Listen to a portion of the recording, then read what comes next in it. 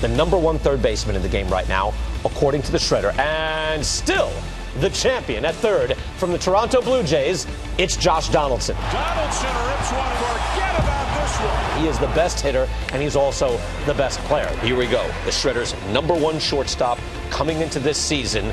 Who would it be? It is the youngster from the Los Angeles Dodgers, Corey Seager. He's so big and he's so strong, he might have the ability to hit any pitch out of the ballpark, any different field. Yes, that was from last year, by the way. You haven't seen them yet, but our annual series in the offseason, top 10 right now, debuts on Saturday, 9 p.m. Eastern, top 10 shortstops, 10 p.m. Eastern, top 10 third baseman. Brian Kenny back with Ron Darling, Ryan Dempster, and former Major Leaguer Chris Dickerson. I thought these two both were stacked, shortstop, third base. And it's interesting, again, we're not going to go through the entire list, but you could have quite a debate on just who is #1. So let's start at third base. Who is Chris, your #1 third baseman in the game right now? For me, it's 1A and 1A, 1B. So it's Manny and Nolan for sure. Despite Manny's shortcomings offensively last year, but what he did in the second half was more Manny-like. Nolan, another incredible year, but what stands out with both of them, I mean, the two of the best defensive players in the game. I mean, they're absolute wizards at third base. And so for me, those two are the pantheon for me right now in the game because they're exceptional defensively and offensively. All right, I can't blast you for defense because I just went 5 minutes on Andrew Jones on defense. Who do you got?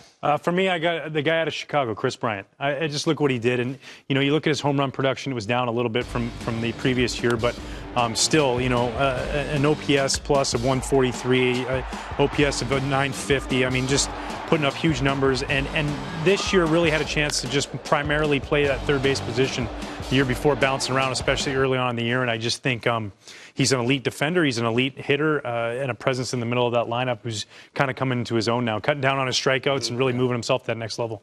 Elite base runner as well. Absolutely. I'll throw an extra one on there. So is Josh Donaldson, though. This is superstar level talent.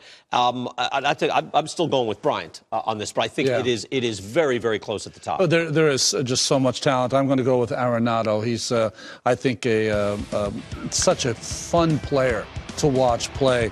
Not only offensively, 130-plus RBIs the last 3 years, averages about 40 home runs.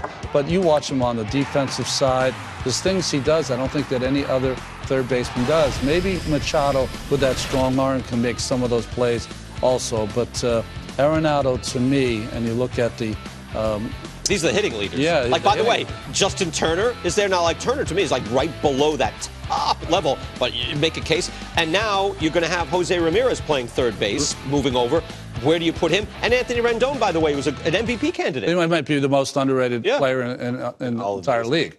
So, there's just so many. There's so many to pick, and I'd like to have them all.